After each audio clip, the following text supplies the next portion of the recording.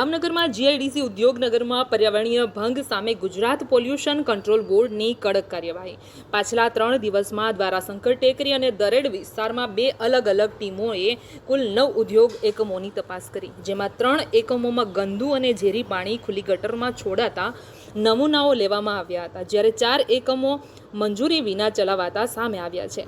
વિશેષ નોંધપાત્ર બાબત એ રહી છે કે જામનગર ઇલેક્ટ્રોપ્લેટર્સ એસોસિએશનના મુખ્યના પ્રમુખ પોતાના કારખાનામાં જ નિયમોનો ભંગ ઝડપાયો હતો. દરેડ જીઆઈડીસી ફેઝ 3માં આવેલા બીબીસી ઇલેક્ટ્રોપ્લેટર્સ એકમમાં ચેકિંગ દરમિયાન જોવા મળ્યું છે કે નિકલ અને એસિડયુક્ત ઝેરી પાણી કોઈ શુદ્ધિકરણ વિના સીધું ખુલ્લી ગટરમાં છોડવામાં આવી રહ્યું છે. આ પ્રવૃત્તિ પર્યાવરણીય સંરક્ષણ અધિનિયમની ઉલ્લંઘન ગણાય છે.